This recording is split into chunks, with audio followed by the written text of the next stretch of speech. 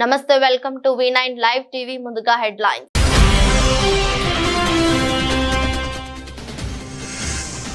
విజయవాడ వచ్చిన కేంద్ర మంత్రి శివరాజ్ సింగ్ చౌహాన్ బుడమేరు గుండ్లు పూడ్చేందుకు ఆర్మీని పిలుస్తామని వెల్లడి.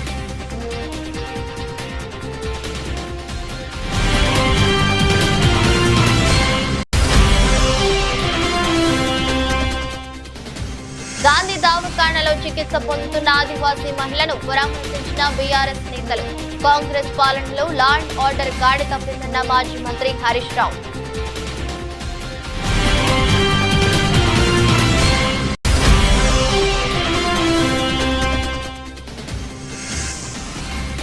ఖమ్మంలో పర్యటిస్తున్న కేంద్ర మంత్రి. ముప్పు ప్రాంతానికి గురైన ప్రకాష్ నగర్ కాలనీని ఏరియల్ సర్వే ద్వారా పరిశీలించిన శివరాజ్ సింగ్ చౌహాన్.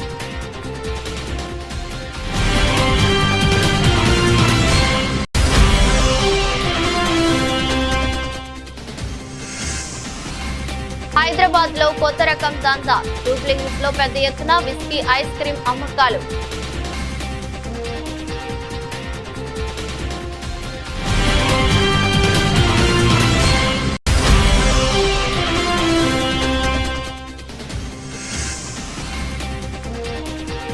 కపిల్ పార్మర్ చారిత్రాత్మక మెడల్. 25 పథకాల లక్ష్యాన్ని చేరిన భారత్.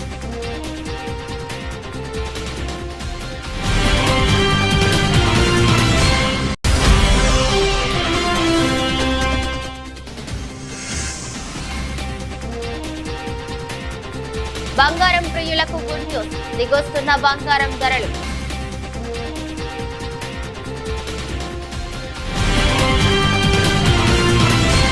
విజయవాడ వచ్చిన కేంద్ర మంత్రి శివరాజ్ సింగ్ చౌహాన్ వరద ప్రభావిత ప్రాంతాల్లో ఏరియల్ సర్వే అనంతరం మీడియా సమావేశం నిర్వహించారు. ఈ సందర్భంగా శివరాజ్ సింగ్ చౌహాన్ మాట్లాడుతూ బుడమేరు గండ్లు పూడ్చేందుకు ఆర్మీని పిలుస్తున్నామని తెలిపారు. ఏపీ వరదల గురించి ప్రధాని మోదీకి వివరిస్తున్నామని, త్వరగా కేంద్ర ప్రభుత్వం సాయం అందేలా చూస్తానని హామీ ఇచ్చారు. కేంద్ర కమిటీ ఇచ్చే నివేదికను పరిశీలించాక కేంద్రం ఆర్థిక సాయం ప్రకటిస్తుందని శివరాజ్ సింగ్ చౌహాన్ వెల్లడించారు. ఇటువంటి కష్ట సమయంలో రాష్ట్రానికి కేంద్రం తప్పకుండా అండగా ఉంటుందని స్పష్టం చేశారు. आंध्र में विजयवाड़ा में अभूतपूर्व संकट की स्थिति है. ऐसा पहले कभी देखा नहीं गया. एक साथ 400 मिलीमीटर बारिश और उसके कारण जल प्रलय की स्थिति उत्पन्न हुई. बुड़मेरू में कई ब्रीच हो जाने के कारण और अनपेक्षित पानी आने के कारण विजयवाड़ा में पानी भरा हुआ है. अभूतपूर्व संकट की स्थिति है. लेकिन मैं आंध्र प्रदेश के मुख्यमंत्री और देश के सम्मानीय नेता श्रीमान चंद्रबाबू नायडू गारू जी को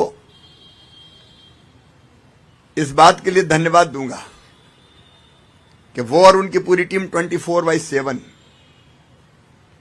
यही उनका सेक्रेटरिएट बना लिया कलेक्ट्रेट को और 24 घंटे काम कर रहे हैं. जब से ये संकट की स्थिति पैदा हुई, వరద బాధితుల సహాయార్థం ప్రఖ్యాత ఏఐజీ హాస్పిటల్స్ యాజమాన్యం ముఖ్యమంత్రి సహాయ నిధికి 1 కోటి విరాళం ఇచ్చింది. జూబ్లీహిల్స్ నివాసంలో ముఖ్యమంత్రి రేవంత్ రెడ్డి, ఉప ముఖ్యమంత్రి మల్లు బట్టి విక్రమార్క కలిసి AIG hospitals chairman doctor D Nageshwar Reddy, vice chairman PVS Raju విరాళం చెక్కును అందజేశారు. రాష్ట్రంలో అత్యాచారాలు నిత్య కృత్యమయ్యాయని మాజీ మంత్రి హరీష్ రావు విమర్శించారు. 9 నెలల కాంగ్రెస్ పాలనలో మహిళలపై 1900 లైంగిక దాడులు జరిగాయని చెప్పారు. ముఖ్యమంత్రి వద్దే హోంశాఖ ఉన్నప్పటికీ ప్రతిరోజు 2 హత్యలు, 4 మానభంగాలు అన్నట్టుగా పరిస్థితి తయారైందని ఆగ్రహం వ్యక్తం చేశారు. హరీష్ రావు నేతృత్వంలోని తలసాని శ్రీనివాస్ యాదవ్, సబితా ఇంద్రారెడ్డి, సునీత లక్ష్మారెడ్డి, ఎమ్మెల్యే కోవా లక్ష్మి, ముఠా గోపాల్ తో కూడిన బీఆర్ఎస్ ఎమ్మెల్యే బృందం హైదరాబాద్ గాంధీ దవాఖానలో చికిత్స పొందుతున్న ఆదివాసీ మహిళను పరామర్శించింది. అనంతరం హరీష్ రావు మాట్లాడుతూ కాంగ్రెస్ పాలనలో మహిళలకు భద్రత కరువైందన్నారు. బాధితురాలికి 10 లక్షల పరిహారం ఇవ్వాలని డిమాండ్ చేశారు. బీఆర్ఎస్ హయాంలో మహిళల రక్షణకు షీ టీమ్స్ ఏర్పాటు చేశామన్నారు. ఈ రోజు ఈ ముఖ్యమంత్రి గారు వరద విపత్తు సహాయం చేయడంలో ఫెయిల్ అయిపోయింది, వరద నిర్వహణలో ఫెయిల్ అయిపోయింది, లా అండ్ ఆర్డర్లో ఫెయిల్ అయిపోయింది, రుణమాఫీ చేయడంలో ఫెయిల్ అయిపోయింది, విద్యా వ్యవస్థను నడిపించడంలో ఫెయిల్ అయిపోయింది. మొత్తంగా ముఖ్యమంత్రి గారు ఫెయిల్ అయిపోయింది. ముఖ్యమంత్రి గారి దగ్గరనే హోంశాఖ ఉంది. ఆయన నిర్వహించే హోంశాఖ ఇవాళ ఎట్లయిపోయింది? రోజు 2 హత్యలు 4 మానభంగాలు అన్నట్టు అయిపోయింది రాష్ట్రం. ఇదా మీరు నిర్వహించేది? ఇదా మీరు ప్రతిష్ట చేసేది? ఎంతసేపు ప్రతిపక్షాలను చేసుడు, మా మీద అక్రమ కేసులు పెట్టుడు, మా ఎమ్మెల్యేలను వేధించుడు, ఎమ్మెల్యేల ఇళ్లకు పోయి కండువాలు కప్పడం మీద బిజీ ఉన్నావు తప్ప పాలన గాలి తొదిలేసింది ముఖ్యమంత్రి గారు. ఈరోజు గత 8 నెలల్లో మహిళల మీద ఎలాంటి అత్యాచారాలు అఘాయితాలు జరిగినాయి అనేది రాష్ట్రంలో అందరూ వింటూ ఉన్నారు. అసెంబ్లీ వేదికగా మాట్లాడుతూ ఉన్నాయి. ప్రభుత్వానికి చలనం లేదు. దాదాపుగా 1800 పైచిలకు సంఘటనలు మహిళల పట్ల జరిగిన సంఘటనలు చూస్తున్నాం. హైదరాబాద్ చుట్టుపక్కల కానీ, నాగర్ కర్నూల్లో గిరిజన మహిళల మీద జరిగిన సంఘటన కానివ్వండి, మొన్న షాద్నగర్లో జరిగిన సంఘటన కానివ్వండి, మహిళలంటే ఒక చులకన భావంతో ఈ పాలన జరుగుతున్నట్టు కనిపిస్తూ ఉంది. మహిళల పట్ల అగత్యాలు జరుగుతూ ఉన్న, అత్యాచారాలు జరుగుతూ ఉన్న స్పందించడానికి ఈ రాష్ట్ర ముఖ్యమంత్రి గారికి కనీసం తీరిక కూడా లేని పరిస్థితి చూస్తా ఉన్నాం. రాష్ట్రంలో ఎడతెరిపి లేకుండా కురుస్తున్న వర్షాలకు జనజీవనం స్తంభించిపోయింది. భారీ వర్షాలకు పలు చోట్ల చెట్లు, కరెంటు స్తంభాలు నెలకొరిగాయి, పంటలు దెబ్బతిన్నాయి. ఈ వరదలకు అనేక మంది ప్రజలు ఇళ్లను కోల్పోయి నిరాశ్రయులయ్యారు. ముఖ్యంగా ఖమ్మం జిల్లాలో వరుణుడు బీభత్సం సృష్టించాడు. ఈ నేపథ్యంలో ఖమ్మం జిల్లాలోని వరద ప్రభావిత ప్రాంతాల్లో శుక్రవారం కేంద్ర వ్యవసాయ శాఖ మంత్రి శివరాజ్ సింగ్ చౌహాన్, కేంద్ర హోంశాఖ సహాయ మంత్రి బండి సంజయ్ పర్యటించారు. ఖమ్మం, పాలేరు, మధుర ప్రాంతాల్లో కేంద్ర మంత్రులు ఏరియల్ సర్వే పరిశీలించారు. వరదలకు కొట్టుకుపోయిన సాగర్ ఎడమ కాలువను పరిశీలించారు. అనంతరం అక్కడి నుంచి కేంద్ర మంత్రులు పాలేరు వెళ్లి వరద పరిస్థితులపై ఫోటో ఎగ్జిబిషన్ ను తిలకించనున్నారు. వరద బాధితులకు నిత్యావసర సరుకుల పంపిణీ కార్యక్రమంలో జనసేన నాయకులు, జన సైనికులు, కూటమి భాగస్వాములు కావాలని రాష్ట్ర ఆహార, పౌర సరఫరాల శాఖ మంత్రి నాదెండ్ల మనోహర్ పిలుపునిచ్చారు. ప్రతి కుటుంబానికి నిత్యావసర సరుకులు అందేలా చూడాలని కోరుతున్నారు. అందరికీ నమస్కారం. ఈరోజు విజయవాడ పట్టణంలో 76 డివిజన్లలో ఊహించని విధంగా మన ముఖ్యమంత్రి గారు, ఉప ముఖ్యమంత్రి గారు కోరినట్టుగా ప్రతి కుటుంబాన్ని ఆదుకోవడానికి ఒక అద్భుతమైన ప్రయత్నం ఈరోజు ప్రారంభించబోతున్నాం. రాష్ట్ర ప్రభుత్వం తరఫున పౌర సరఫరాల శాఖ మరియు మార్కెటింగ్ శాఖ, మున్సిపల్ శాఖ సమాయుత్తమై పోలీస్ శాఖ, రెవెన్యూ సిబ్బంది అందరూ కూడా, అనేక మంది ఇతర జిల్లాల నుంచి అధికార యంత్రాంగం అంతా తరలి వచ్చింది భారీగా. మన జన సైనికుల్ని, వీర మహిళల్ని కోరేది, దయచేసి మీరు కూడా ఈ సహాయ కార్యక్రమాల్లో మీరు వార్డుల్లో ఏ విధంగా పవన్ కళ్యాణ్ గారు మనకి స్ఫూర్తినిస్తారో అదే స్ఫూర్తిని మీరు క్షేత్రస్థాయిలో ప్రతి కుటుంబాన్ని ఆదుకునే విధంగా ఈ సమయంలో మీరు కూడా ఓర్పుగా, సహనంతో, ఎక్కడ కూడా తొందరపడి మనం చిన్న లోపాలు ఉన్నా మా దృష్టికి తీసుకొచ్చి ఎక్కడైతే సరుకులు పంపిణీ చేస్తున్నామో ప్రతి ఇంటికి మనం అందించే విధంగా మీరందరూ కూడా సహకరిస్తారని మిమ్మల్ని అందరిని కూడా మనస్ఫూర్తిగా ఈ సందర్భంగా మన జనసేన పార్టీలో ఉన్న ప్రతి ఒక్కరు, అదేవిధంగా తెలుగుదేశం పార్టీ నాయకులు, భారతీయ జనతా పార్టీ నాయకులు, కార్యకర్తలు అందరూ కూడా ఈ రోజున మనం చేయబోయే ఈ కార్యక్రమం 76 వార్డులో కూడా ప్రతి ఒక్కరూ సహకరించమని మనస్ఫూర్తిగా నేను కోరుతున్నాను. గాంధీ ఆసుపత్రిలో చికిత్స పొందుతున్న బాధితురాలిని కేంద్ర మంత్రి బండి సంజయ్ కుమార్ పరామర్శించారు. అనంతరం ఆయన మీడియాతో మాట్లాడుతూ ఇలాంటి అమానవీయ ఘటనలు హృదయ విరాధకరమని, మరణాలకు సానుభూతి, ప్రాణాలకు పరిహారం ఇచ్చే విధానాన్ని ప్రభుత్వాలు ఆపాలని, నిందితులపై కఠినంగా వ్యవహరించి నివారణ చర్యలు చేపట్టాలన్నారు. బాధితురాలు త్వరగా కోలుకోవాలని, ఆమె కుటుంబానికి బలం చేకూరాలని ప్రార్థిస్తున్నానని తెలిపారు. పేషెంట్ చూసిన తర్వాత చాలా బాధాకరం. నిజంగా ఒక పేద మహిళ, అపం శుభం ఎరని మహిళ, అమాయక మహిళ పట్ల ఇవాళ ఆ మూర్ఖుడు ఆ విధంగా వివరించడం ఇంతకంటే సిగ్గుమాల చర్య ఇంకోటి లేదు. వాళ్ళ అన్నకు రాఖీ కట్టడానికని రాఖీ పండుగ రోజు పోతుంటే ఆటో డ్రైవర్ కదా అని చెప్పి వాడు మూర్ఖుడు అని తెలియకుండా వాడిని ఆటో ఎక్కితే జంగల్ తీసుకుపోయి ఆమెను ఇష్టానుసారంగా రాళ్లతోని, కట్టెలతోని, అసలు ఫేస్ లో ఏం లేదు, ఫేస్ మొత్తం పండ్లు మొత్తం ఎక్కలేదు, ఫేస్ మొత్తం ప్లాస్టిక్ సర్జరీ చేసాడు, మొత్తం సర్జరీ చేసినాడు. ఫేస్ లో ఏం లేదు. అంత మూర్ఖంగా వాడు వివరించడం జరిగింది. ఇప్పుడు కలకత్తా సంఘటన కానీ, నిర్భయ సంఘటన కానీ, ఈ సంఘటన సేమ్ మేము ప్రాణాలతో ఉన్నది కాబట్టి ఎవరు మాట్లాడతలేరు. ఏమన్నా చచ్చిపోతే సంతాపం, బతుకుంటే పరిహారం. ఇదే పార్టీల పాలసీ, ప్రభుత్వాల పాలసీ, ఇదే పాలసీ. దీని విషయంలో ఎంత సీరియస్ గా వివరించాలో, ఎంత సీరియస్ గా స్పందించాల్సినటువంటి వ్యక్తులు స్పందించకపోవడం, ప్రభుత్వం కూడా ఆ స్థాయిలో స్పందించకపోవడం నిజంగా ఇంతకంటే సిగ్గుచేటి కూడా పట్టుకొచ్చినాం, రిమాండ్ చేసినాం, ఇది కాదు కావాల్సింది. ఇటువంటి సంఘటన జరిగినప్పుడే స్పందించడం కాదు, జరగకముందు ఏం చేయాలి, జరగకుండా ఏం చేయాలనేది ప్రభుత్వంలో కూడా పాలకులు కూడా ఆలోచన ఉండాలి. ఇది జరిగింది. మల్కాజ్గిరి ఎంపీ ఈటల రాజేందర్ ములుగు జిల్లా పర్యటన చేపట్టారు. ఇటీవల కురుస్తున్న భారీ వర్షాలకు తాడ్వై, పస్రా నడుమ గుండ్ల వాగు కారణంగా దెబ్బతిన్న పంట పొలాలను, రోడ్లను పరిశీలించారు. మేడారం అడవుల్లో కూలిన చెట్లను పరిశీలించి కారణాలు తెలుసుకున్నారు. వరద బాధితులను పరామర్శించి అండగా ఉంటామని బాధితులకు భరోసా కల్పించారు ఈటల. ఆయన వెంట సీతారాం నాయక్, గరికపాటి మోహనరావు, కాసం వెంకటేశ్వర్లు ఉన్నారు. ఒక్క మొక్క కూడా లేకుండా ఆ ప్రాంతంలో మొత్తం ఎడారిగా మారిపోయింది. దీని మీద కూడా తప్పకుండా కేంద్ర ప్రభుత్వం, భారతదేశంలో ఇట్లాంటి సందర్భం మొట్టమొదటిసారి ఎవాల్వ్ అయింది కాబట్టి, దీని మీద రీసెర్చ్ జరగాల్సిన శక్తి ఉంది కాబట్టి, కేంద్ర ప్రభుత్వ పరంగా తప్పకుండా ఇక్కడికి వచ్చి దాని మీద ఒక అధ్యయనం చేసి మనం రేపు దేశంలో అలర్ట్ కావాల్సిన ఎక్కడ ఉందనేది ఇది ఈ ఉదంతం అనేది చెప్తా ఉంది.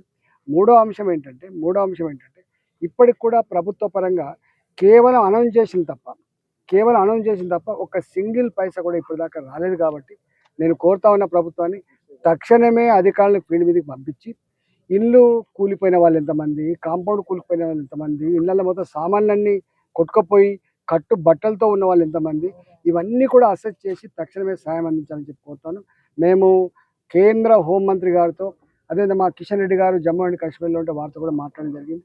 ఇవాళ బండి సంజయ్ గారు, అదేవిధంగా మా కేంద్ర వ్యవసాయ శాఖ మంత్రి గారు ఇద్దరు కూడా ఇవాళ పర్యటిస్తూ ఉన్నారు ఖమ్మంలో. కాబట్టి ఇలా మేము కూడా ఇక్కడి నుంచి పర్యటిస్తూ ఉన్నాం. కాబట్టి కేంద్ర ప్రభుత్వ పరంగా కూడా రైతాంగాన్ని ఆదుకోవాల్సిన హక్కు ఉందని చెప్పి మేము కోరడం జరిగింది. ఇవాళ ఏదో ఆంధ్రకు ఒక రకంగా, తెలంగాణకు ఒక రకంగా సంకుచితవాదులు ఇవాళ ఈ రాజకీయాలే ఎజెండాగా పెట్టుకున్నటువంటి వాళ్ళు ప్రజాక్షేమం కోరని వాళ్ళు చేసేటువంటి ఆరోపణ తప్ప ఇది నిజం కాదు. భారతీయ జనతా పార్టీగా మాకు కులంతోటో, మాకు ప్రాంతంతోటో, మాకు ఒక పార్టీతో సంబంధం కాకుండా ప్రతి పౌరుడిని, ప్రతి రైతుని ఆదుకోవాల్సిన అక్కడ ఉంది. కాబట్టి తప్పకుండా మేము ఇలా ఆదుకోవడానికి వచ్చినాం.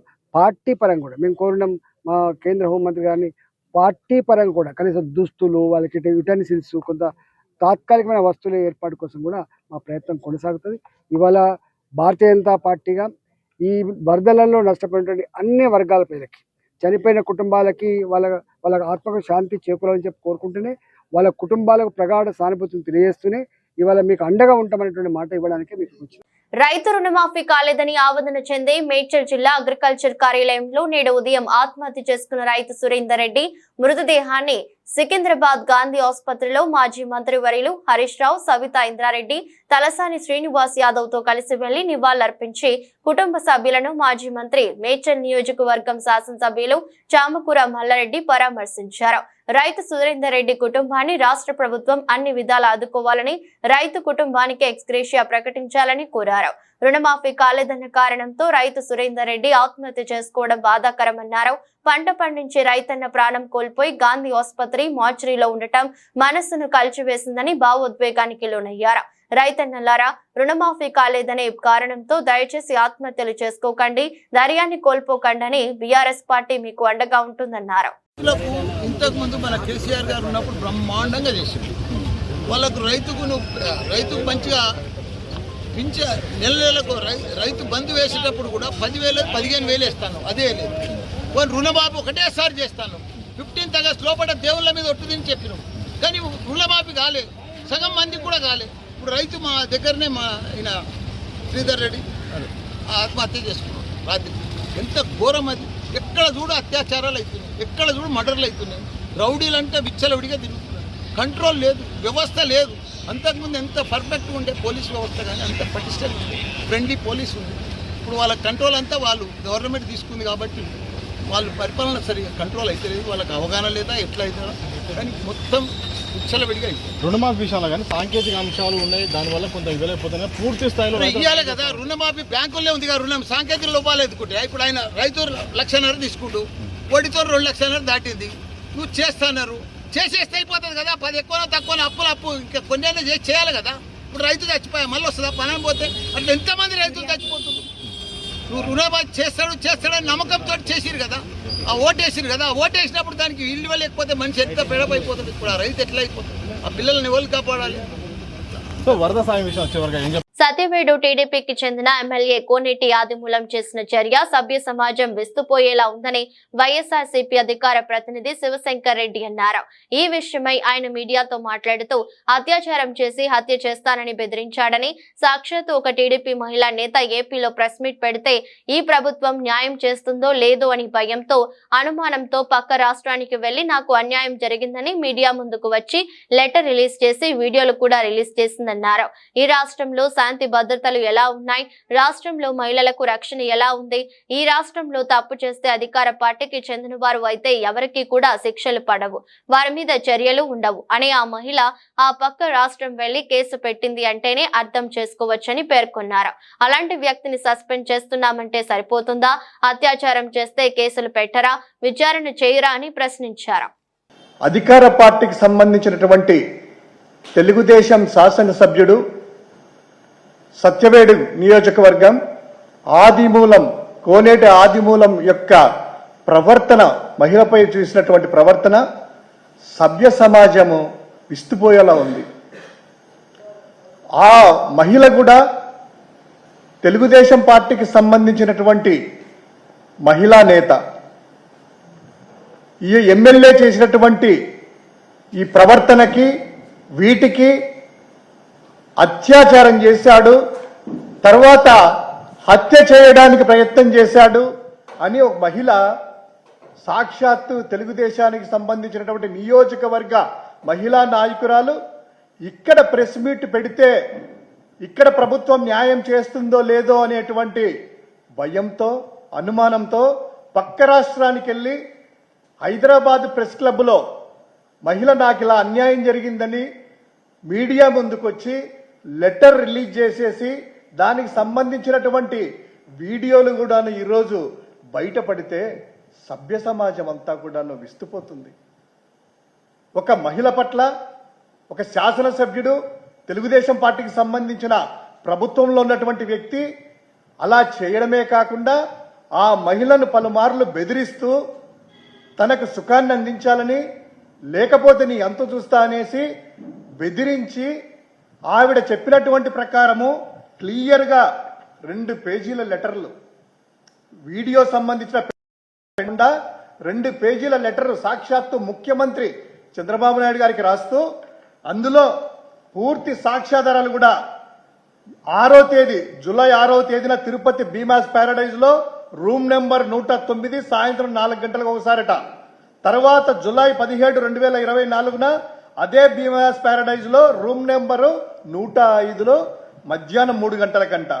అది కాక ఇదంతా చేసేసి బెదిరిస్తా ఉంటే వాళ్ళ భార్య భర్త చనిపోవాలా, ఏం చేయాలనేటువంటి దిక్కుదోచిన స్థితిలో ఈరోజు హైదరాబాద్కి వెళ్ళి ప్రెస్ మీట్ పెట్టారంటే మనం అర్థం చేసుకోవాల్సింది ఒకటే, ఈ రాష్ట్రంలో శాంతి భద్రత ఎలా ఉన్నాయి, ఈ రాష్ట్రంలో మహిళలకు రక్షణ ఎలా ఉంది, ఈ రాష్ట్రంలో తప్పు చేస్తే అధికార పార్టీ వాళ్ళైతే తెలుగుదేశం పార్టీకి సంబంధించిన శాసనసభ్యులైనా మంత్రులైనా ఎవరికి కూడాను శిక్షలు పడవు, వారి మీద కేసులు నమోదు కావు, వారి మీద చర్యలు ఉండవు అనేటువంటి ఉద్దేశంతో ఆ మహిళ హైదరాబాద్ లో వెళ్లి పక్క రాష్ట్రంలో పెట్టిందంటే అర్థం చేసుకోవచ్చు. సిద్దిపేట జిల్లా దుబ్బాక పట్టణంలో ఉద్రిక్తత వాతావరణం నెలకొంది.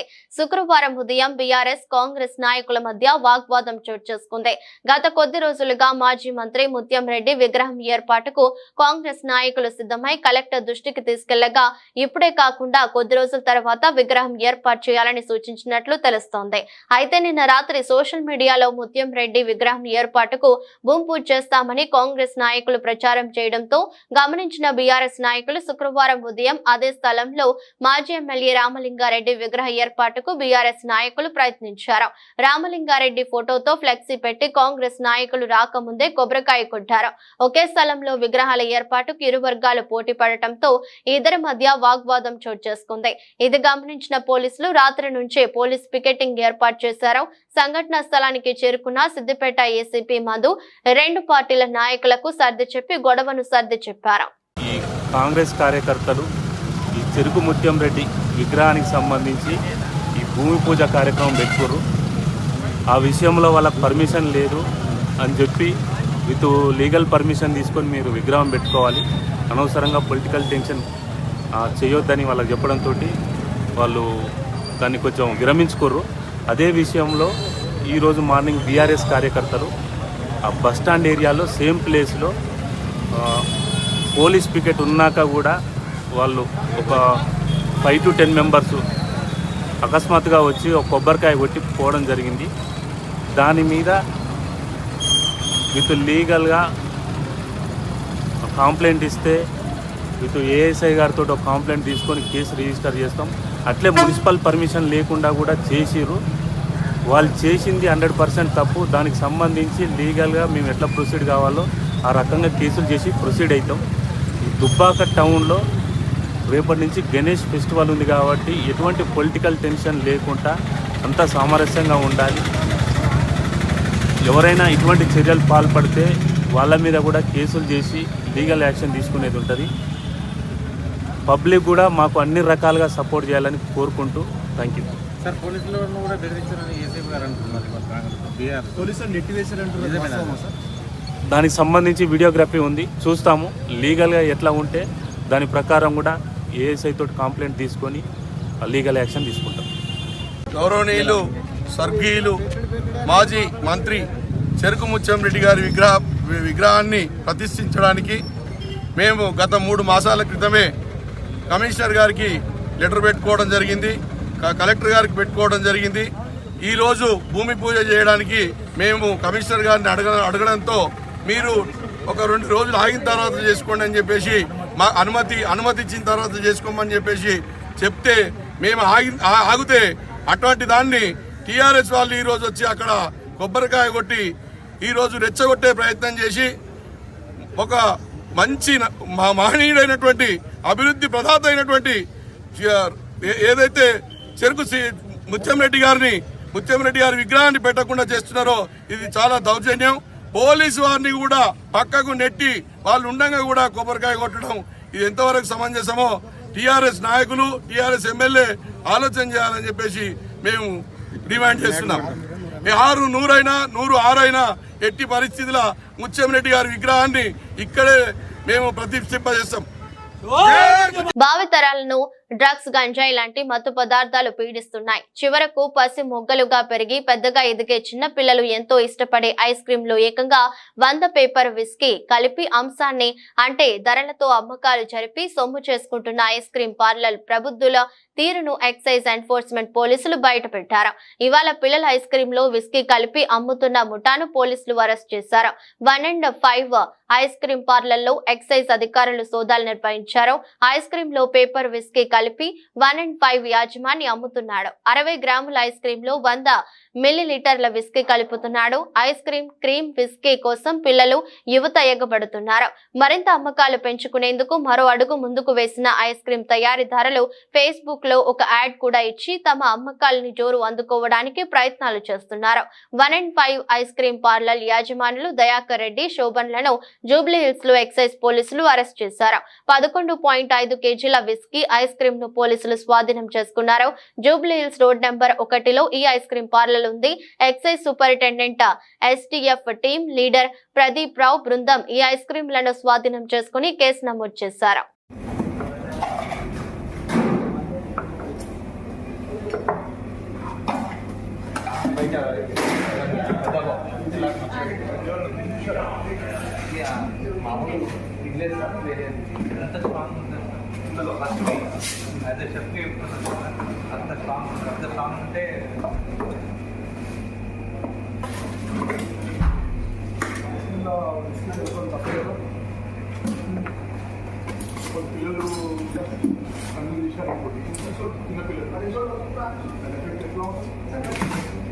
భారత క్రికెటర్ రవీంద్ర జడేజా ఈరోజు బీజేపీలో చేరినట్లు ఆయన భార్య రివాబా జడేజా ఎక్స్ వేదికగా పోస్టు చేశారు. రివాబా జడేజా ఇప్పటికే గుజరాత్ లో బీజేపీ ఎమ్మెల్యేగా ఉన్నారు. తన భర్త సభ్యత్వం కార్డును ఆమె పోస్టు చేశారు. 2019లో రివాబా బీజేపీలో చేరారు. ఆ తర్వాత 2022లో జరిగిన అసెంబ్లీ ఎన్నికల్లో గుజరాత్ లోని జామ్ నగర్ ఉత్తర అసెంబ్లీ నియోజకవర్గం నుంచి ఆమె ఎమ్మెల్యేగా విజయం సాధించారు. బార్బడోస్ లో జరిగిన T20 ప్రపంచ కప్ 2024 టోర్నమెంట్ లో భారత్ గెలిచిన ఒకరోజు తర్వాత జూన్ 29న రవీంద్ర జడేజా T20 అంతర్జాతీయ క్రికెట్ కు రిటైర్మెంట్ ప్రకటించాడు. దేశవ్యాప్తంగా పార్టీ సభ్యత్వ నమోదు కార్యక్రమాన్ని బీజేపీ జాతీయ అధ్యక్షుడు జేపీ నడ్డా సెప్టెంబర్ 2వ తేదీన ఢిల్లీలో ప్రారంభించడం తెలిసిందే. ప్రధాని మోదీ తొలి సభ్యత్వాన్ని తీసుకోవడం ద్వారా పార్టీలో తన ప్రాథమిక సభ్యత్వాన్ని రెన్యువల్ చేసుకున్నారు. పారిస్ పారాలింపిక్స్ లో భారత అథ్లెట్లు అద్భుత ప్రదర్శనతో అదరకొడుతున్నారు. తాజాగా భారత్ ఖాతాలో 25వ పథకం చేరింది. భారత జాడోకా కపిల్ పార్మర్ గురువారం జరిగిన పురుషుల 60 కిలోల J1 ఈవెంట్ లో కాంస్యం గెలిచారు. ప్రపంచ 2వ ర్యాంకర్ జుడోకా ఎలియల్టన్ డి ఒలివేరాను ఓడించి పథకం సొంతం చేసుకున్నారు. దీంతో కపిల్ పార్మర్ జుడోలో మెడల్ సాధించిన మొదటి భారత జుడోకాగా చరిత్ర సృష్టించారు. మరోవైపు మిక్స్డ్ రికర్వ్ ఓపెన్ ఈవెంట్ లో ఆర్చర్లు హర్వీందర్ సింగ్, పూజా తమ కాంస్య పతక పోరులో పరాజయం పాలయ్యారు. అంతకుముందు వ్యక్తిగత విభాగంలో హర్వీందర్ సింగ్ గోల్డ్ గెలిచిన విషయం తెలిసిందే. ఇక power lifter Ashok, shot putter Arvind ఆకట్టుకోలేకపోయారు. సిమ్రాన్ శర్మ కూడా మహిళల 100 మీటర్ల T12 ఫైనల్లో 4వ స్థానంలో నిలిచి త్రుటిలో పతాకాన్ని కోల్పోయింది. ఇక టీమిండియా ఈసారి 25 పతాకాల లక్ష్యంగా బరిలోకి దిగగా నిన్నటితో ఆ టార్గెట్ ను అందుకుంది. మరో 3 రోజులు గేమ్స్ మిగిలి ఉన్నాయి. దీంతో పతాకాల సంఖ్య పెరిగే అవకాశం ఉంది. ప్రస్తుతం భారత్ ఖాతాలో 25 మెడల్స్ ఉండగా వీటిలో 5 స్వర్ణాలు, 9 రజతాలు, 11 కాంస్య పతకాలు ఉన్నాయి. దీంతో పతాకాల పట్టికలో భారత్ 16వ స్థానంలో కొనసాగుతోంది. బంగారం ప్రియులకు గుడ్ న్యూస్. కొంతకాలంగా స్వల్పంగా తగ్గుతూ వస్తున్న బంగారం ధరలు శుక్రవారం కూడా స్వల్పంగా తగ్గాయి. వారం రోజులుగా బంగారం ధరలో పెరుగుదల కనిపించడం లేదు. ఇవాళ బంగారం ధరలు 100 మేర తగ్గాయి. ఈ ఏడాది భారత్ లో బంగారం వినియోగం భారీగా పెరిగే అవకాశం ఉందని వరల్డ్ గోల్డ్ కౌన్సిల్ అంచనా వేస్తున్నందున ధరలు అమాంతం పెరిగే అవకాశం ఉందని నిపుణులు అంటున్నారు. కాబట్టి గోల్డ్ కొనే వారికి ఇప్పుడే మంచి అవకాశం. తెలుగు రాష్ట్రాల్లోనూ బంగారం ధరలు స్థిరంగా కొనసాగుతున్నాయి. హైదరాబాద్ లో శుక్రవారం 10 గ్రాముల 22 క్యారెట్ల బంగారం ధర 66,680గా ఉంది. 24 క్యారెట్ల బంగారం ధర 72,750గా ఉంది. విజయవాడలో కూడా 10 గ్రాముల 22 క్యారెట్ల బంగారం ధర 66,680, 24 క్యారెట్ల బంగారం ధర 72,750గా ఉంది. విశాఖపట్నం సహా ఏపీలోని ప్రధాన నగరాల్లోనూ ఇవే ధరలు కొనసాగుతున్నాయి. ఢిల్లీలో కిలో వెండి ధర 85,800గా ఉండగా కోల్కతాలో 84,900, బెంగళూరులో 82,800 వద్ద ట్రేడ్ అవుతోంది. హైదరాబాద్, విశాఖ, విజయవాడలో కిలో వెండి ధర అత్యధికంగా 89,900గా ఉంది. వార్తలు ముగించే ముందు మరోసారి హెడ్లైన్స్.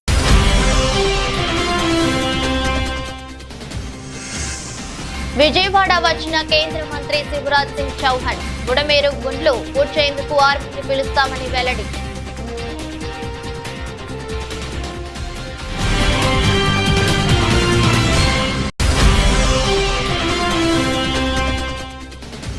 గాంధీ దవాఖానలో చికిత్స పొందుతున్న ఆదివాసీ మహిళను పరామర్శించిన బీఆర్ఎస్ నేతలు. కాంగ్రెస్ పాలనలో లా అండ్ ఆర్డర్ గాడి తప్పిందన్న మాజీ మంత్రి హరీష్ రావు.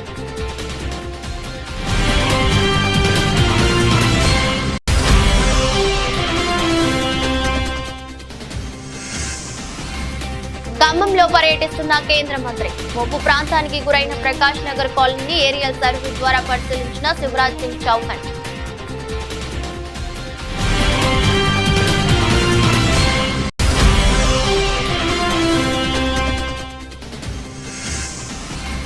హైదరాబాద్ లో కొత్త రకం దందా. జూబ్లీహిల్స్ లో పెద్ద ఎత్తున విస్కీ, ఐస్ క్రీం అమ్మకాలు.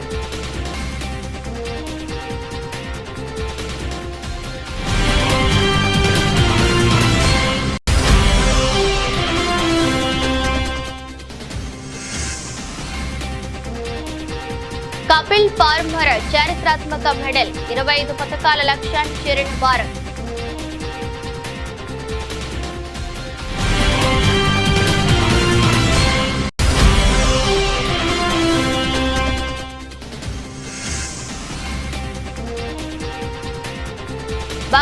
ప్రియులకు గుడ్ న్యూస్, దిగొస్తున్న బంగారం ధరలు.